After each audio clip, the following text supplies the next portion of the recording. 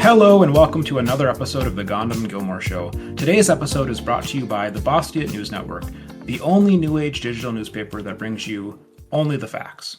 Hi, and welcome to a special debate episode of the Gohndim Gilmore podcast. We're here with prior guest, aka the number one shit lib in the bunker, Deegs. Deegs, how are you? I'm great. I'm in top form, sir. Glad to hear it. And we're here with a new member of the bunker and new member of the podcast, first time appearance, Mr. StreamRift. How are you? I'm wonderful. How are you this fine day? I'm doing great. I'm glad you're both in a very high spirits. Obviously, we're here at Gohndim as well. And we had a debate proposition, kind of a few questions and interrogations that Deegs brought to us about AI that he wanted to go over with Mr. StreamRift. So, Deegs, take it away. Yeah. So, just as background, I think that you do run an AI company, and for context, I believe that people who run small AI businesses are 99% shills and AI bros, and I think AI bros are terrible people. They're below crypto bros on the hierarchy and below finance bros, even further. So for context, I guess my question to you is, why do you hate accountability in the legal process? Well, so just I want to make sure I'm picking up what you're putting down here to make sure I give you the right answer. So it's your assessment that essentially 99% of the folks that do AI software companies are shills. Is that roughly what you said? Yeah, you're missing like a few nines. I think Amazon has their 5-9 principle, and I mirror that. Okay, so what impression that I'm an AI bro as opposed to perhaps a decent God-fearing engineer? Let's start there. Oh, that's a logical impossibility. There are no decent engineers. Oh, well, that's awkward. All right. Well, we'll go past your contortions on reality. Your question is, why am I against accountability in AI? Is that what you said? Yes. Yeah. So can you walk me through what you think accountability looks like and how you feel like I push against that? So, for example, on your product website, I believe that you limit the liability your company experiences from from the services you provide to the $500 fee that your customers pay you. Is that correct? Oh, it's even less than that. That's the maximum likely. It's less of what they've paid. I believe it's what they've paid in the last 12 months is roughly the language we usually use on like a software product. So if they used a discount code, for example, they wouldn't get the $500 back. So even if your product led to them making making worse decisions that cost them more than $500, you disclaim that kind of accountability. We make it very clear up front what we're offering and what the contours are. We make it very clear. If folks don't like the terms, they're certainly welcome to not engage with it, but we put it right out front there. I've got a quick question about AI liability. I'll give you a hypo that may have happened in real life. Let's say you've used ChatGPT for a while and you ask the ChatGPT to generate an image of what it thinks you look like, and you're a guy and it generates a girl. Should you be able to sue the AI for that? Absolutely not. Why not? So if it's software doing a task that it's asked to complete, it would be the equivalent to me, and you're welcome to push back on this. That'd be like suing a calculator because I didn't like the answer that it gave. Here it's a bit more less reliable because you're not entirely certain what you're going to get back from it. That's fair, but that's like me saying I typed something into a calculator, hit enter, and I'm mad because of the answer. That's the level of disconnect to me on the liability argument. What if like you're a doctor and you're using a calculator to figure out how much dosage of some medicine to give a patient, and the calculator messes up due to no user fault and it gives you the wrong number? Can you sue the calculator for that? So in that example, I would expect that calculators are marketed based off their ability to do accurate math. So there's an accuracy claim implicit with a calculator. So if we're looking at that as a tool of precision, I do not believe that AI is necessarily well suited, for example, making decisions in surgery and stuff like that. I'm not really a manufacturer liability guy a whole hell of a lot anyway. I think it's a lot of parasitic behavior that gets in the way of a lot of innovation, and it's a part of why we can't have nice things. Like calculators that that don't work good. Like systems and products that disrupt the regulatory capture or the other moats that incumbents generate for themselves. But we can talk about calculators if you think that's a real threat. Got it. Okay, so here's a fun hypothetical. I've actually cooked up quite a few of them. Bit of a pivot to something I think is a little bit more interesting. Let's say I manufacture an autonomous car with an AI system for doing risk evaluations. Okay, and that car is barreling down a 25 mile per hour zone at a whopping speed of 24.8 miles per hour, and out of the bushes jumps, on the one hand, a child, and on the other hand, a doctor. And the car decides to hit the doctor instead of the child. Should that doctor be able to sue that car manufacturer? No, that's fucking stupid. The driver is presumably, let's assume somebody owns this vehicle. Let's make this a dumb piece of technology. We've got some stupid car. I'm going to ask you a quick question here. You got some car in the driveway that doesn't fully self-drive. Is that true? Not true? You're willing to at least say you but the got one? hypothetical was about a fully autonomous car. Yeah. We'll get to that. So if you take that dumb car and you install software on it, and now it's fully autonomous, you're responsible for that car. It's your car. I believe that the liability follows the vehicle. So the owner and operator of the vehicle, not the fucking software. But should it? No, because engineers do not have the control on that. And the other thing is it's disclaimer. Like if we're talking about, we need to be clear about sort of liability lines. Like you can disclaim things when you're saying, just so you know, this is experimental, this is this is that. If that's disclosed, that's on the end user. So it's your position that end users shouldn't be able to sue the manufacturers of the car for the decisions that car made. Right, because it's the software, right? So by that logic, I think it's a silly presupposition because it's like the software is the driver for the car. So the liability would follow likely for the operator of the vehicle. And in this case, it's the software. And so whoever authorized the software to drive the vehicle, that's the one that gave them the keys. It's the it's the cleanest comparison you can find. So it's your position that as long as there's disclosure, then regardless of what decisions that car makes, it's on the owner of the car, even though the car is fully autonomous, which means that there's no inputs from the user as to how that car decides where to go, where and how to go. Only because the owner gave it the keys to the car. Well, the owner didn't give him the keys. That's just how the car. That's how the car was. I believe the owner is responsible for what happens with the vehicle, and if they're the ones authorizing software to operate the machinery, they take on the liability for what the machinery does. And if they want to try to pass, is this a normative or a prescriptive statement? Because I'm asking in terms of should, not in terms of is. Should. Okay, I appreciate the clarification. It only changes my answer in the sense that I believe that it's immoral to fault engineers for the ways that people will use their software, their technology in particular, because it puts an undue burden on the engineering teams to do it without taking the corollary upside of taking it further down the market. So in this context, though, fully autonomous means that there's no user input. So the user would have no control over what the car does. Someone has to hit start. Someone has to turn it on. Someone has to activate the whatever. It doesn't just self-aware plug itself into the wall and start going. So there's a human that did a thing, and then that thing that the human did downriver, a bad thing happened.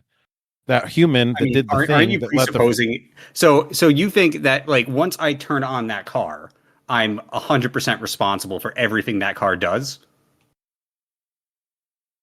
In broad strokes, absolutely. Like even if it falls apart and barrels into a person's puppy. Yeah, to the extent that that's I believe in a lot of states, puppies are considered property. But yeah, absolutely. So if it spontaneously combusts in traffic because the sun is too hot for it, that's on the owner of the vehicle that gave the software permission to drive it out there and be a threat to society. Got it. In that case, what incentives do you think engineers have and these companies have to build autonomous vehicles that don't hit people? The clients will probably pay them more to build the ones that don't shoot, that don't hurt, that don't kill people. Yeah, but I mean, isn't the incentive then to just build the one that hits, that's just minimally good enough at avoiding people that everyone else Not likes really. it more than everything People else? get really pissed off if you make a car and it hits people. I don't know. I don't know about that, man. Aren't you crying about it right now? No, if a robot's driving a car and someone gets hit by it, they get real bothered by it. I've never seen that before. Wait, that's actually true, Deegs. If a robot's driving a fully autonomous vehicle and they hit someone, who does that person sue? That's a great question, Gohndim. Who do you think they should sue? Well, I'm asking you. Well, I think that, I mean, I'm not really up and up on the latest terms about that. I think it's like a fairly unsettled area. In terms of like safety critical engineering, companies tend to shy like away from fully autonomous systems, partially for reasons like that. Most of my experience in that is in the defense industry. So part of that is like would involve like in real life, there's usually some kind of human in the loop with some kind of like emergency shutoff where the driver would presumably assume some kind of liability for that. So I would probably, I'm not a lawyer, but I'd probably like be pissed off at the driver, and then the driver can tell me who I should really be pissed off at. So in a sense, you're kind of agreeing with the StreamRift, where like some upstream human's responsible. I don't know. It just seems. That depends. If it's a fully autonomous system, personally, I'd be pissed off at whoever built it. But if it's like a hold up, I want to interrogate that. So there's an engineer. Let's just call him Dilbert. Rip Scott Adams. So Dilbert's out there. He does his engineering. 1 million cars use his software. Now it's 1 million separate owners, separate legal entities, all with separate financial interests, all with different reasons for doing it. You think that if there was a glitch, let's say some event happened in which for 10 seconds they all turned left and it caused catastrophic failure. All of that liability is on the engineer, and that engineer is removed from the upside of the transactions. It's removed from control over all of the other controls around what happened. And you think they should have liability times every vehicle because they're on I think That's whoever your claim? built it, the company, whichever entity was responsible for the design. Built what? Large scale. You have to remember, like large scale engineering. Built what part? Well, let me use my words. So large scale projects like that are never the result of a single engineer. They're usually the result of a large institution adopting specific practices about engineering. And if there is a failure, depending on the specific mode of the failure, that could be on the institution. So, like for example, a great example is the 737 MAX failures for Boeing, where I would assign blame on that to the specific subcontractors who designed that part, and also partially to Boeing, who authorized certain cost-cutting measures in regards to that. So really, like the blame lies with the institutions. In very simple cases, the institution might be coextensive with a single engineer. Okay, no. So let's flesh that out. Okay, so it's a 3-engineer team. They make the software. It goes into the most broadly used self-driving car software, and again, million separate owners of these vehicles. One night at midnight, all of the software goes and all the cars turn left, and no, it's middle of the day, it's noon, they all turn left. Like 300,000 accidents. You think the liability should collapse on that entity and not on the folks that made the money from selling the car? Well, so no, not that, but not the folks that were making money from using the car or engaging in it. You think that we go after the company that got paid? Let's say that the fully autonomous car is worth $50,000, and that's bullshit. But let's just say that's what it is. So the company that got paid $1,000 per car for the software, that's who's on liability for it? Was it a software failure? Yes, and that's what we're going to use as the example. Yeah, then the company that ultimately failed for that software failed to properly Right, so how many for the damages. So this is why we can't have nice things. See, part of this is actually like a little bit more complicated because depending on the exact nature of the system and failure, maybe the company that hired those people, created a system with a single point of failure on that. There's actually like a lot of really cool engineering that goes nice into things. those kinds of Because there's systems. a lot of arguments for all of these guardrails that both make it difficult to engineer if you're putting all of these different protocols on it. And okay, maybe we need some safeguards. But the other thing is disparate liability. It's not spreading the liability among individuals benefiting from the upside. It's saying, let's pick sides of this that are the fall guy for the failure point, so that way everybody else can make money. Wait, StreamRifts, who do you think should be liable for that? So I think that the accountability feedback loop should go back to, and let's just use the stick with that example. I think it would go to the individual operators for trusting that. And the accountability in the marketplace is if you ship products that don't do what they claim to do or don't do it safely, or if you ship a product like a self-driving car and then you get sued because your car injured someone, that's a company that will face accountability through either just not being able to continue to exist or having to update and adjust based off of what happened. But what's wrong with accountability through lawsuits? In a vacuum, nothing. The problem is accountability through lawsuits to parties who neither have the control over sort of the act, as it were. For example, let's say you've got the software company, again, three employee company. They make the vision system that tracks humans, make sure it doesn't hurt humans. If everybody says you have to indemnify us and all of the risk for that system, which is arguably the most risky part of the whole operation, gets shouldered there, it's disparate amount of risk going back on that group. So if we say, well, we like litigation as accountability, my framework leaves it as accountability, but the accountability is if you buy a piece of 4,000 pound equipment and you let a robot drive it and it hits somebody, you're on the hook. You can't go crying that the car did it wrong. That's my framing. I guess my question to me, like what would be the determining factor is in this scenario, would the failure be a direct result of a failure mode that was properly accounted for, or is it because of a process failing on the engineering firm that wrote that software?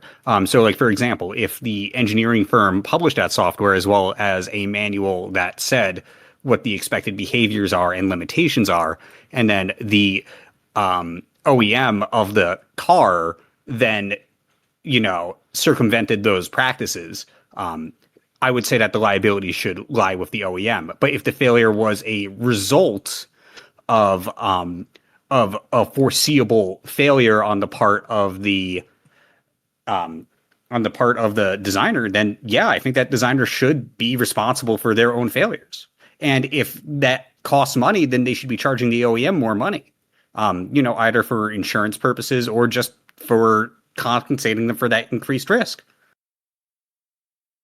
So, like, let me ask you this. If two-part question. Part one, very straightforward. Do you think it's important for us to have engineering innovation in a healthy society? No, actually, I think that we should have no innovation. Could you clarify? I just don't think we should have any innovation. I think innovation bad. Well, you're consistent on that point.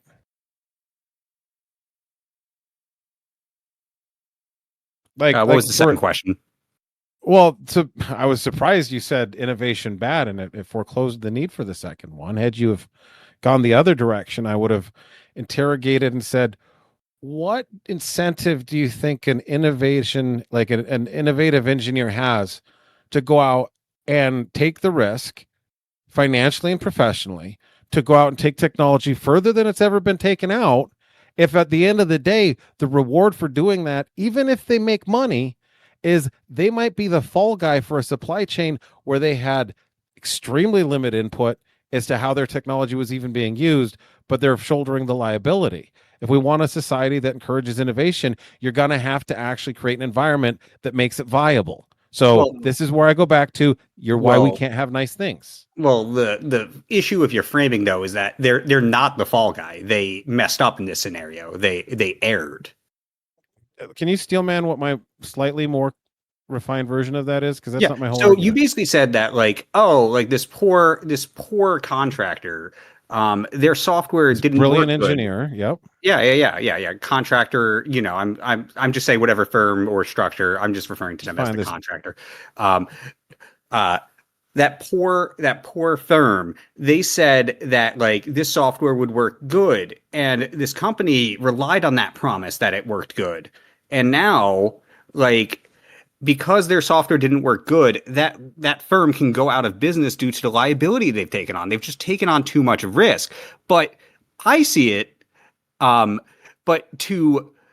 my issue with that Steelman though is that that's it. If that firm, one, if the firm is writing bad software, they deserve to go out of business. Two, if they aren't charging enough to justify the risk of their software happening, why don't they just, I don't know, charge more? Not everybody will pay more, but more importantly, I get your framing, and you don't seem to want to step just slightly outside of that to explore a concept, and that's kind of unfortunate. And to be really clear about that, not exploring. Right. So I'm not even saying they shouldn't have some accountability. What you're categorically rejecting is the framing that the apparatus around it. Well, I can't even fathom why you think the person that gives the robot the keys to the car shouldn't be liable for what the car did. And even if we ignore that, I'm not even saying that the engineers shouldn't have some liability. I'm saying it should be proportional. And so you don't seem to engage with proportional to what though? Proportional to two levers. Lever one, their actual control in the application of the use of their technology. Meaning, if I'm shipping software to a car company and they decide to do X, Y, and Z with it, I don't have any control over it. So the notion that I have liability that flows from something I explicitly have no control over is a little nutty. And lever two is they don't participate in the economic upside of it proportionate to the level of liability that you're proffering here. So if they can't get equal treat, so if they're not getting correlating upside, and if they're facing significant liability risk, what's the incentive for someone to do innovation? The answer is there's not one. Yeah, so I think the issue between the two of you here is, imagine a situation where we could know for 100% certainty that 100% is the developer's fault and not the car company's fault, not the person who purchases the car's fault. It is actually the fault of the developer. In that situation, do you think the liability should be on the developer? No, because I think if you're implementing software, you need to be mindful of the fact that you need to be satisfied that you're going to rely on that, particularly when it's driving thousands of pounds of machinery around. So it's not actually about who is more at fault than another entity, right? Well, I think if we think about it in layers, right? At the stage where the software is being applied with the hardware, that's another evolution on it. So should there be some mechanic breach of contract back on the engineering team if it didn't meet this, that, and the other thing? Fine, but that engineering team on that software is a relatively small piece of the greater economy around it, and that's the part that I think unsettling. So I do want to just circle back though to your two levers, because I think that your framing was not. I don't think that was correct framing. So for one, the software developer does participate in the upside. They sold a license to use that software to the company. You're ignoring the proportional argument. No, it's not about proportions. To me, it is. No, so for example, I personally don't think that their exposure to the upside matters. I think their exposure to the upside is their function, is a function of their market strength. I think in terms of their liability, it should be more. It should have more to do with whether or not they should have been able to prevent that accident by taking specific actions that should normally be expected of them. To me, for example, software is expected to work according to the documentation in the contract. And if you knew that that was the point of failure, then the consequences of that failure should be on the person who made the decision that led to it. In this hypothetical, I have that's a question for you. 100%. Wait, let me finish. Okay, In this yeah, hypothetical, that is 100% on the people who built it, correct? So here's the problem. This is such an interesting topic, and there's so many threads we can go on. I do have to go, unfortunately. So my question to you, Deegs, before I go, do you think there's more for us to dig on this another time? There's always more to dig. I am the yappiest. Yeah. You are very consistent in your views, and it's a part of what makes it interesting in chatting with someone like you, because I am going to fall very heavy on ultimately the engineer is so far detached from the bad action that they just look. I like that you like those two levers. That might be a good place to pick up. But like, look, we also do need to live in a society where products don't just go around killing people and no one's held accountable. So all that to say, I appreciate the position you're arguing for, and I appreciate engaging with here. But yeah. All right, Deegs. We'd love to have you back. Thank you for joining us tonight. Deegs, if you want to stick around, we have a few more questions to close us up. Just before you go, the stream riffs, though, Deegs, aren't you an engineer yourself that's actively innovating in your job? Yes. I am a professional software engineer. I work in embedded technology in the automotive industry. Okay, just wanted StreamRift to hear that for the record, so we can ruminate that. Thanks again, StreamRift. Yeah, well, he's too silly to believe that decent God-fearing engineers use AI, but that's it. That'll be a great topic for another time. Maybe one day he'll learn. Oh no, dude! I've been working on AI slop, fixing AI slop all day. So, I think AI people should, maybe get 20 to 30 of hard labor. So we no longer have StreamRift here with us. Deegs, why don't you just tell us, this is one of your prompts, what does common sense AI reform actually look like? Yeah, it's basically when AI responsibility is clarified in law, like who does what.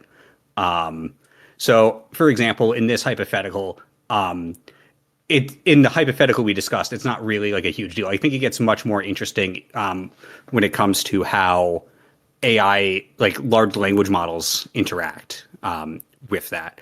So, for example, the Colorado AI Act does things that basically sorry, my head's going blank here because I'm pivoting so hard. But the Colorado AI Act makes a difference between deployers and developers of models and describes their responsibilities in terms of who needs to come up with a risk impact analysis. Like a risk analysis, impact analysis, etc. I think that's a really good step in the right direction.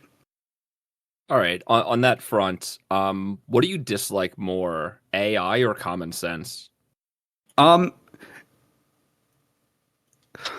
an extremely tough question. Who is saying the words common sense in this scenario? So in this scenario, Ryan Mullally is saying common sense and StreamRift is saying AI. And I can't send them both to the gulag. No, you have to pick one. There's only space for one more. I think it would have to be StreamRift. All right, so Ryan lives to see another day then. Well, yeah, but that's only because his political project is collapsing underneath his feet. I think StreamRift is a much greater threat to society. For AI reasons or for other reasons? Every reason. But oh God. The harm is the other stuff is definitely a much greater magnitude of harm, but the AI stuff I find concerning on both a philosophical and moral level. Okay, and kind of a follow up in terms of common sense AI.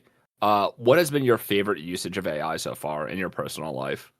I like to use it to help me rephrase research papers. So if you have a really dense block of text, you can use it to help you rephrase the language in there, and I find it helps with understanding and parsing. Okay. Kind of and what is your most embarrassing usage of AI so far?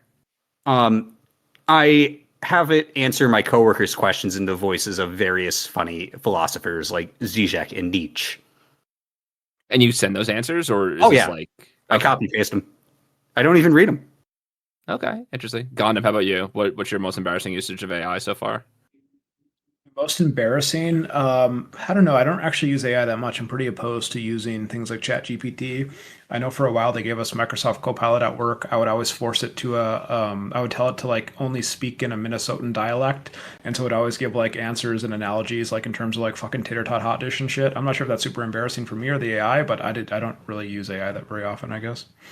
Okay. And I guess my admission, just because I asked both of you, sometimes I'll copy and paste conversations I have with other people, and then I'll ask AI if I was being good faith in the conversation. I think that's a good use for AI. But Gohndim, I have to ask you: are you worried about your AI usage will attract ICE agents and that they might shoot you in your vehicle? I'm not even sure what that means. I'm not worried about being shot. I travel with my birth certificate, my social security card. I'm very, very extremely white. And I voted conservative in the last 3 elections. So I'm like the last person that's about to get deported or shot by ICE. So. But what if they hear the Minnesotan accent and they just see red? I mean, they'll see red in terms of a conservative because we're turning this country or this state. First we turned it purple, and now it's going to be red in the next election, 2028. So yeah, I agree they're going to see red, just not the kind that you're implying. Got it. And do you think Minnesota's going to turn purple and then now, I guess, the next election red because they're just going to deport all the liberals out of the state, or because people actually change their mind on politics? I mean, a lot of Somalis do need to be deported in this state. I mean, this is the 5th district of Minnesota is like one of the most shameful blotches on this country. And although I readily admit that a lot of the stuff that Nick Shirley brought up was fraudulent and completely nonsensical and just stupid and propaganda, look into the case of the Somali tribe gang that bribed this fucking juror on one of the Feeding America scandals. This woman was given $200, this Somali woman, or $200,000 to bribe a juror, and she only gave the juror $120,000. So the scammer even fucking skimmed off the top. Like, this is the mindset of these people. This is the lengths that they'll go to steal and scam from American people. So yeah, once we deport like 80,000 Somalis, and that's enough to turn Minnesota red, I think, in 2028. Yeah. But wait, so how like 120,000 Somalis in Minnesota? Yeah, but I'm pretty sure the margin for Clinton-Trump in 2016 was pretty fucking close. Or was that 2020 with Biden? I can't remember. It was closer with Clinton, actually, yeah. But Minnesota's already been swinging more conservative because of all the fraud that's going on. And the fact that Walz basically, gave up his campaign in 2028 and basically, admitted that there was all this fraud going on, it just goes to show that liberals have no legs left to stand on in the great state of Minnesota. Okay, I have one more question on the subject for you, Gohndim. Yeah, go ahead. What does malevolent mean? What does benevolent mean? Malevolent. I don't even know what word you're saying here. Can you translate? Oh, wow. Yes. Sorry, Gilmore. No, go on. You could. Well, I was just asking because, like, I heard Nick Shirley use this word, and I was very confused what it meant. Oh, the fucking Andrew Callahan meme. I thought you were actually saying malevolent.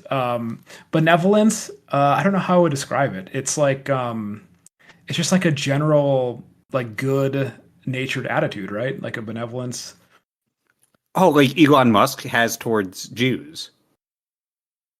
I didn't actually watch the Andrew Callahan interview. I thought you were literally saying malevolent or something. I thought you were. Well, no, during the interview, he says belelevant is basically what it sounds like. Oh, so you were mispronouncing something. Okay. Yeah, I thought I was being uber retarded for a second. No, you would never be retarded. You're so smart. Malevolent means like having a deep, deep hatred for people that come from Eastern Africa. Wow. So that might be some of that Elon Musk like Southern African superiority. Oh, is it because he just like has an inferiority complex because his because he's just so like south of the equator that he gets like jealous of the ones that come from north of the equator? I'm not really sure what the equator is, I guess. Yeah. Neither is Nick Shirley. I think that wraps up the AI discussion. Deegs, what's your final thoughts on the matter? Yeah, I just think AI bros should be sent to the gulag. All right. On that note, fair. I think if you're getting married, you should have a prenup. Gilmore, did you have a prenup when you got married? No, but he's actually working on my post up right now, StreamRift. So all right, that should be good. Gilmore, kind of retarded. Deegs, if you get married, Could I write you a prenup in crayon? Wait, how do you pronounce that word? Crayon? Okay, good. I thought you said crayon at first. Why would I say crayon? It's not like it's a berry. I think you can say it both ways, crayon or crayon. Oh my god! All right, Well, on that because note, like, I think because like Crayola. What do you mean? It's God, I was in a podcast with a monster. Crayola. I can't discuss this anymore. There's some words you can just pronounce both ways. Like I talked to someone else about this. Like, how do you say sauna? Sauna. Yeah, exactly. You can say it both ways. Sauna or sauna. Wow. Or sauna. Sorry. See, there's some things you can go back. There was another word early on in our communications, Gohndim, that you would say in such a silly way, and I can't remember what it was. But yeah, you're gonna say turbine. Turbine. You said turban, right? Yeah, you can, bro. You what, talk like the to headdress? No, you guys are tripping. Go and talk to an actual turban manufacturer, and a lot of these people pronounce it turban. They don't say. But the guys that sell like the little like cloth things. No, those are snake charmers. Why are you being so racist? There's Like not the even guy at snake the charmers in halal cart? Somalia. Snake charming is like a Middle Eastern thing, dumbass. All right, I'll look into it. Oh, wait, Yeah. Gilmore, I got a question for you. Now that you're trying to put me on the hot seat, if you think that Somali coming to America is such a good thing, name your favorite Somali dish. It's a good question. I'll say lemon rice. Bro, you are so stupid. This guy's a fake leftist. Deegs, I what's didn't your even favorite know they Somali had dish? food in Africa, if I'm being honest. Well, a lot of them don't. That's why they're dying so much. What do you mean? Okay, so I think we'll leave it at that. Deegs, thanks for coming. Unfortunately, StreamRift had to leave early, but I know. we appreciate your My your presence here. blood has been. You stole my prey from me. Well, you know that they might. Hopefully, there's another time. Maybe we'll have a round two. I hate that man. Okay, God bless. We'll see you out with Stream Riffs in 2 weeks, okay? Bye. Thank you, everyone, for listening to another episode of the Gohndim Gilmore Show. Check the links in the show description to see where you can find us. Join our Discord to interact with us and submit questions for the next show. As always, your support is much appreciated. Until next time, adios. Bye.